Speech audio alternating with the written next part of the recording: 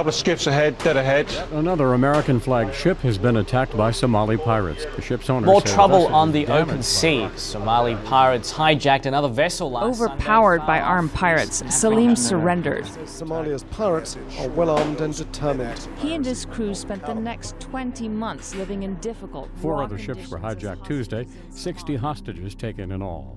In a single year, when piracy was at its height in 2010, over 4,000 seafarers were attacked and more than 1,000 were held hostage. The Somali piracy business model of hijacking vessels and holding crews for ransom has disrupted shipping patterns, cost billions of dollars in mitigation efforts, and taken a severe toll on seafarers. But as piracy waned over the past few years, the international community's commitments to combat piracy have begun to diminish. A series of attacks on regional dhows in 2015 may serve as an indication that we could be resetting the stage for piracy's return. Looking back, as piracy escalated between 2007 and 2009, shipping adapted by shifting transits away from the Somali coast.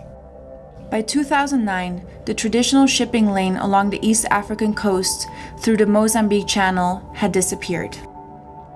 This continued for the next several years, but as piracy declined due to efforts from the international community, ships began to shift back towards the coastline. By 2015, the traditional pre-piracy route was back in use along the coast of East Africa. In addition, the rate of vessels using private security and other measures dropped significantly throughout the course of the year. This decline was most pronounced in the fourth quarter when the size of the high-risk area was reduced. The deployment of naval vessels dedicated to counter-piracy operations decreased as well.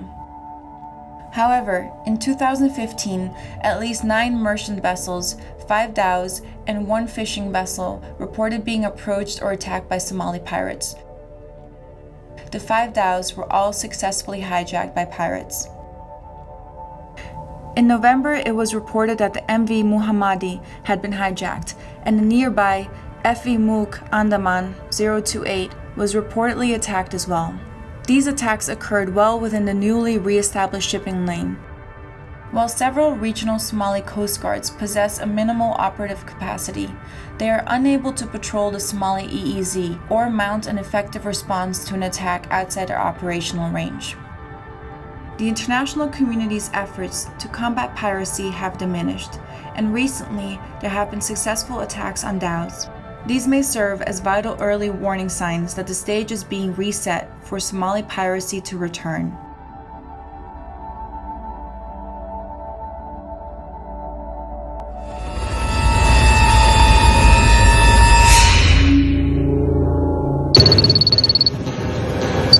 The pirate-infested waters of the Indian Ocean. 275 miles off the coast of Somalia, aboard the Maersk, Alabama. Captain Richard Phillips and chief mate Shane Murphy notice an alarming blip on the radar. Right away, that raises the hair on the back of your neck. Right around sunrise and sunset, that's when 70% of the attacks have occurred. I caught a flash on the radar of just a tiny blip. I went to the bridge wings to try and see it visually, and I still couldn't see it. Then, on the horizon, we were able to finally spot it visually, and it was tough to make out. It was just as the sun's coming up, the lighting's not so good. the pirates are coming on fast. Of course, all we can see is a boat. Even with binoculars, you can't focus on who's in it, what's in it. He's bouncing, he's hitting waves. The vessel was closing fast, very fast, faster than anything we've ever seen in that area in the last couple of years. In seconds, the pirate boat is nearing the danger zone. All captains set a perimeter out there. When a vessel gets within that, we take action, and they'd cross that magical line, and he sounded the general alarm to bring everybody to their piracy station.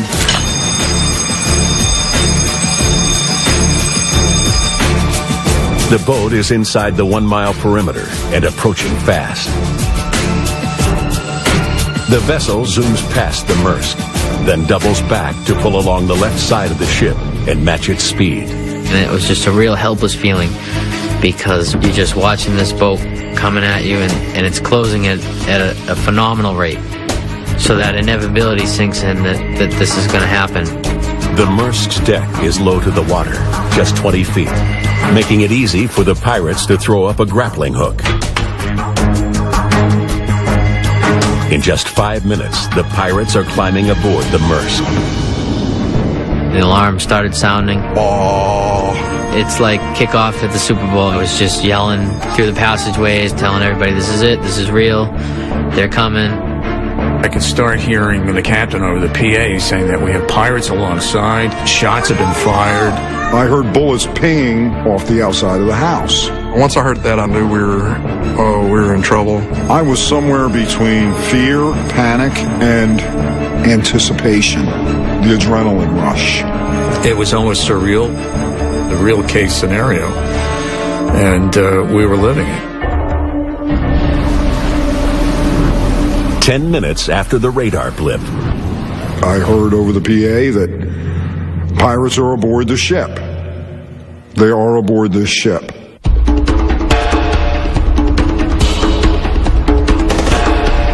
Two pirates are now on the main deck, spraying bullets wildly into the air. Following security protocol, Third Mate Colin Wright is on the bridge calling an anti-piracy command center in the UK. This is Whiskey Delta Bravo 9985. This is the Maersk, Alabama. I tell the man on the phone, we've just been boarded by pirates. He said, oh,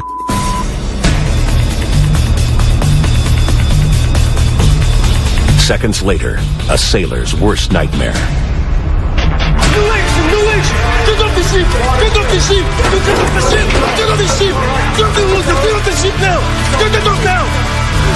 Wright, Captain Phillips, and crew member ATM Reza are eye to eye with two frantic gunmen wielding AK-47s, the pirates' tools of the trade. you just know that when you got gunmen that are holding automatic weapons on you, it's just a matter of a little bit of pressure on their trigger finger to start shooting people. Get off the ship! What is that noise? Get off the ship! Get off the ship now! I thought it was very possible that Captain Phillips could have been shot on the bridge. That's when the level of tension really increased and people were really realizing what kind of situation we're in. The pirates ordered the captain to stop the ship so two other hijackers can come aboard in the choppy seas.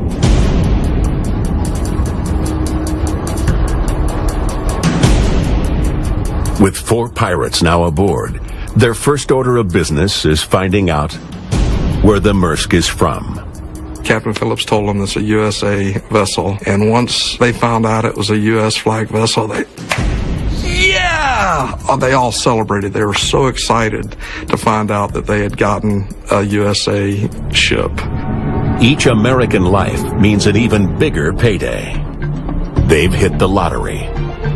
The next order was to bring the entire crew to the bridge. Call your crew. Bring your crew here now. He wants everybody here now. And he says, if that doesn't happen, boom. He said, my friend wants to start shooting. And he's told the captain, you've got 2 minutes to have the crew. This is the captain. I need all crew on the bridge. I need all crew on the bridge immediately. Do you understand? But the crew doesn't come.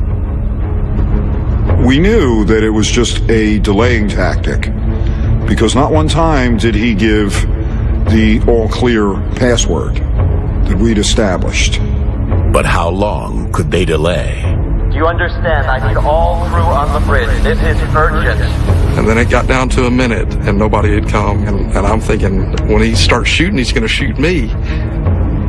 It got down to 30 seconds. And it's really sweating time. Time runs out. Still, no sign of the crew. The pirates' bluff has been called. And they don't shoot. At this point, I know that I'm in a bad spot anyway.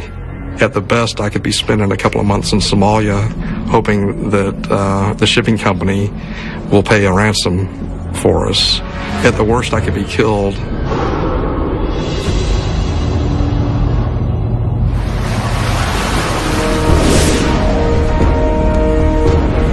500 miles to the east, the destroyer USS Bainbridge gets a simple yet puzzling command.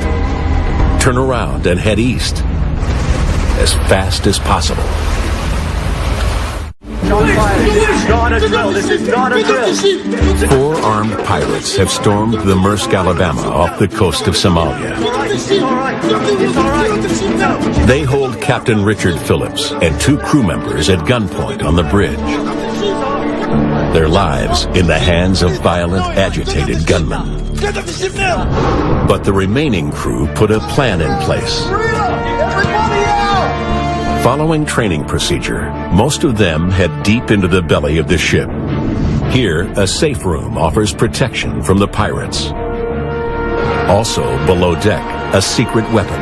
There's a set of alternate controls which engineer Mike Perry deploys, giving him command of the ship.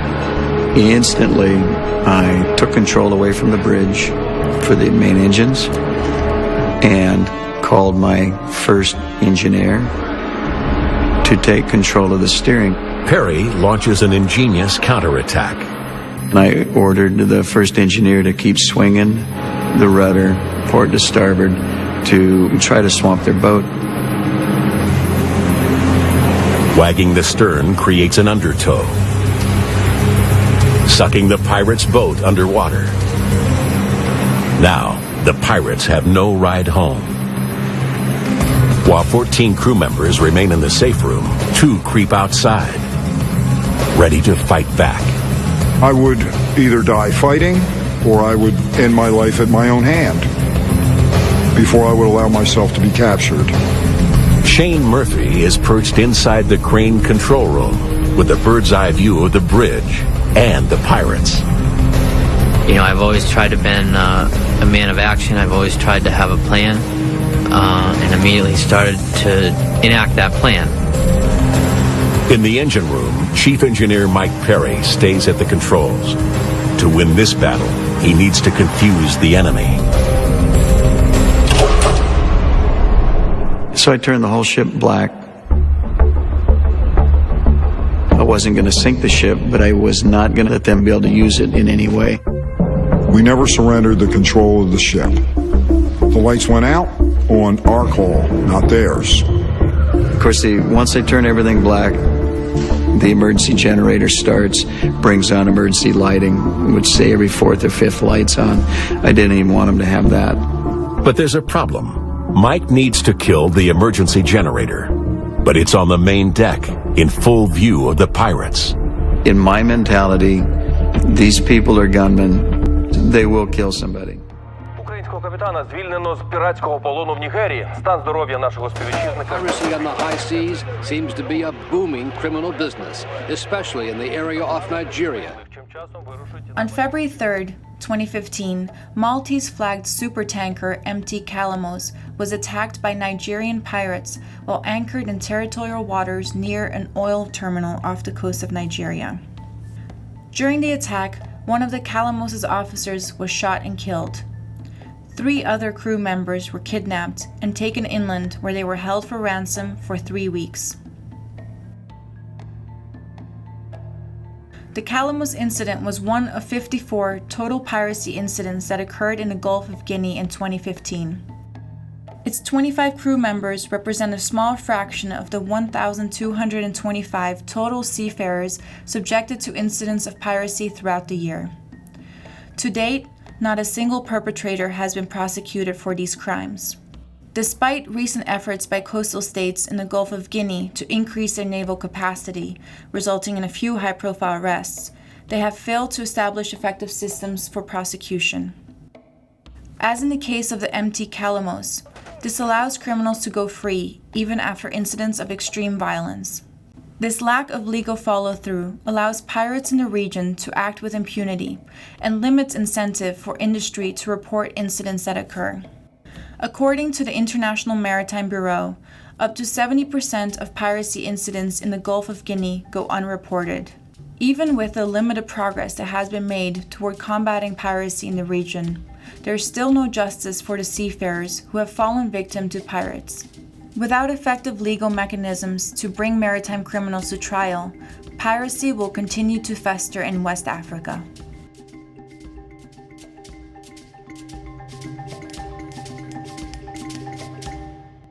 Fleetwood, but this is not the Irish Sea. Now, to the first of those stories, and pirates are back on the high seas, and they're nowhere near as charming as Johnny Depp or Errol Flynn, of course, as we speak. It is estimated that 9 ships and nearly 250 people are being held hostage by pirates. The Gulf of Aden has become particularly dangerous, but could a college on the Lancashire coast be helping to make the shipping world a safer place? Stuart Flinders has been finding out. RPG, get now, Captain. A rocket-propelled grenade has been fired at a cargo ship in the Gulf of Aden. Time to call for the Royal Navy.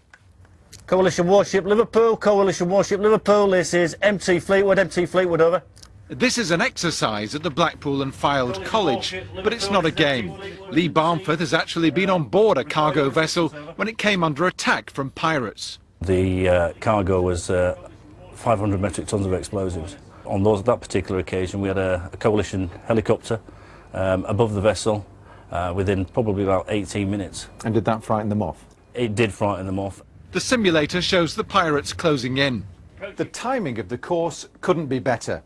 Only this week, the Prime Minister has announced that vessels flying the British flag are to be allowed to have armed security on board for the first time. This is how the Dutch Navy rescued one ship hijacked by pirates. Nearly 500 vessels were targeted last year, with Somali pirates off the Gulf of Aden a particular concern.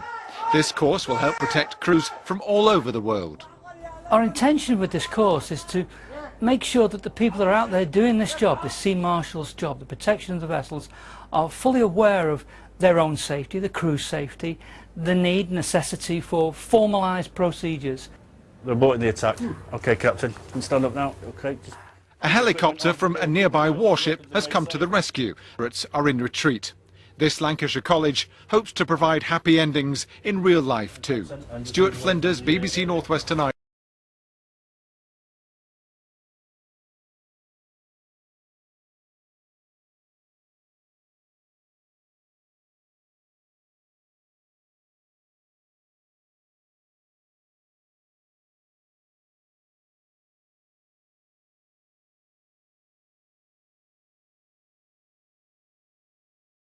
We drink and we pillage and we do what we please. We get all that we want for free. We'll kick your ass and rape your lass. Somalian pirates we. So with the yo-ho-ho.